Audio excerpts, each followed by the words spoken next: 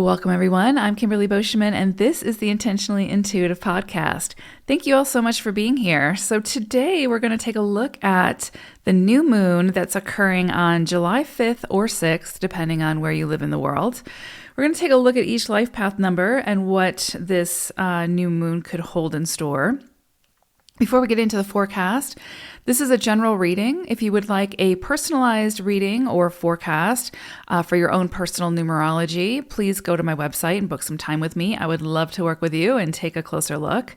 All right, so let's take a look at what this new moon has in store for us. Life Path 22-4. So you all are going to be working with the vibration of the 24-6 and the 25-7. This is interesting because I think, been working with the 24-6 for a couple of periods now. And this is the love train. This is this beautiful vibration of, connecting with people who are on a similar vibration of, the soul contracts of things sort of working out, finding success after, putting in the effort type of thing, things sort of going in your favor type of energy. It's a beautiful vibration. I love to see it for 22-4s because I know, the journey of the 22-4. So it's like when the wins come in, really celebrate those wins. But this is a beautiful energy for financial gain, for receiving help from others, sometimes expected, sometimes unexpected, being able to ask for the help that you need from somebody who's in a place of authority or who has something that has strengths in the area where you may have some limitations. You could see some great rewards come through for asking for that assistance and receiving that assistance. You could see again that, some great financial gain come as well from those connections, from those experiences and through those opportunities. I would also say this is a great time for, planning, for making plans. You might have a lot of insight come in around this time. And so, that you want to create how you want to proceed for the future. And so when those insights come in, this is a great time to figure out your next steps, to get a plan of action, to have a strategy. And you could see great success come from whatever it is that you initiate at this time, especially under this new moon. What you initiate and what you start to build, just make sure that your heart's in it, it feels good, and it's something that you want, right? Beautiful energy for that. Beautiful time to, again, get your ducks in a row, to plan, have the vision, hold the vision, and move towards that. Pay attention to those insights that come in at this time because they're going to be potentially profound and can really be keynotes for what you need to know moving forward. Would definitely say that this is, again, a time of harvest, a time for reaping the seeds that you've sown in the past. And I know that there's been plenty. So this is a great time to see the fruits of your labors kind of come to fruition. Beautiful, beautiful energy there. I would also say, when it comes to any kind of business dealings, if you use practical judgment, if you follow your intuition, again, you could see some great financial rewards come from that, especially whatever you initiate under this full moon. This new moon. And I would say that this is really going to be for the period. It could, it can vary, but it could really be potent around this new moon, anywhere, a few days before to a couple weeks after. For some, you may not see the tangibles really start to surface until the next new moon. So, pay attention to that. Timelines are kind of, I hate to use timelines with numerology because it's energy and everything is so fluid. So it's not really linear.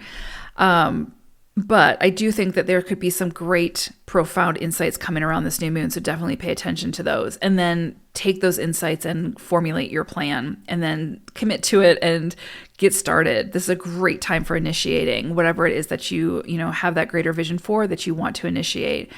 I would also say that this is a really good time to take into consideration not only your own feelings around a circumstance, but the feelings of others as well, right? So to really kind of take into account other people's needs as well, and to not get too caught up in your own storyline, but to make sure that you're having the conversation with the other person to really see where they stand, how they feel. And this can be a work environment, this can be, a relationship, a friendship, family members, etc.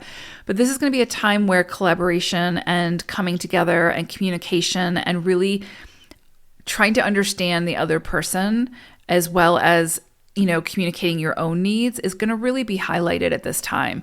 This is not going to be a great time for making assumptions or, following the storyline in your own head without getting clarification from an actual conversation with the other person.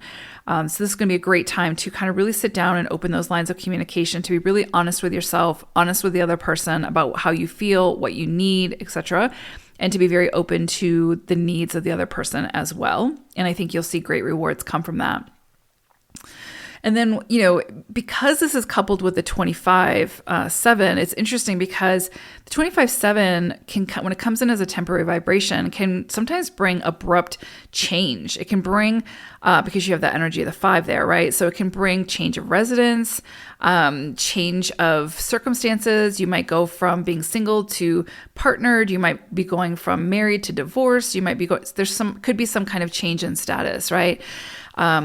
You could see a change in job. It just, wherever there needs to be a shakeup in your life, a change to move you to the next chapter, this energy of the 25/7 can absolutely do that.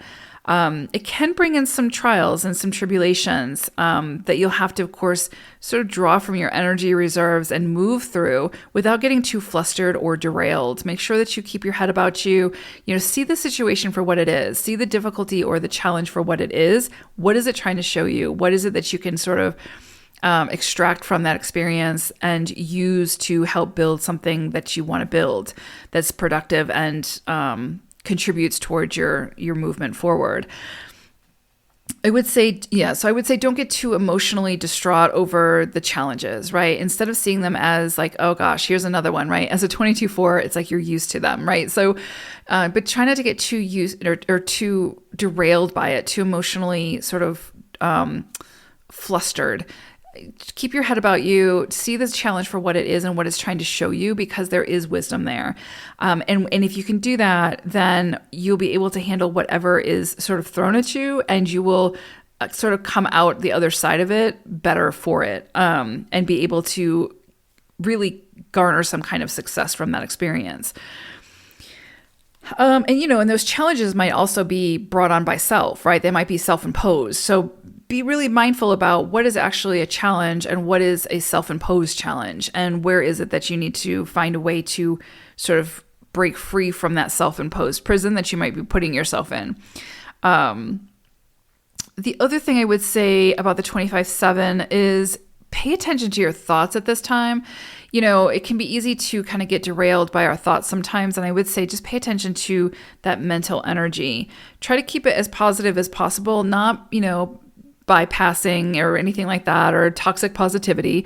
It's just about, instead of seeing the negative of a situation, see the situation for what it is, and, try to find the positive vibration within that experience and hold that vibration. And if you can do that, I think that what you'll find is that by holding the vision and keeping that vision, you'll be able to move through any of these challenges that may come up for you at this time. And it's through that process that you'll see why those challenges had to be there to help you to see whatever it is that you were meant to see. The other thing I would say is, when it comes to any kind of legal agreements, any kind of documents, just make sure that you either have a professional take a look at the contract, or you really read it through several times and pay attention to that fine print and ask questions.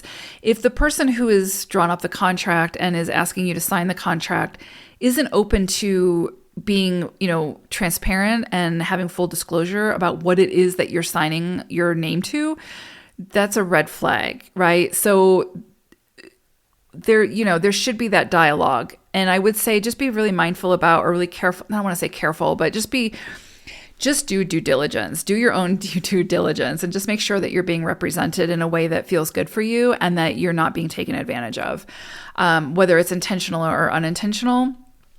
But there's a possibility under this vibration that there could be a little bit of shadiness. So you just want to make sure that you are doing your own due diligence to make sure that you are being represented and your needs are being taken into account. So yeah. Or again, best bet would be just to have a third party review the contract just to make sure that there's nothing in there that you might regret down the road.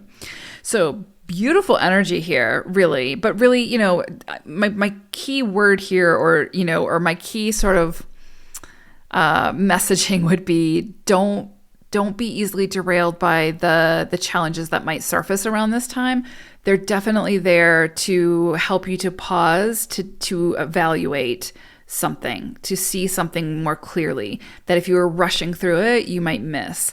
So it's more of a checkpoint type of energy than a challenge or a roadblock.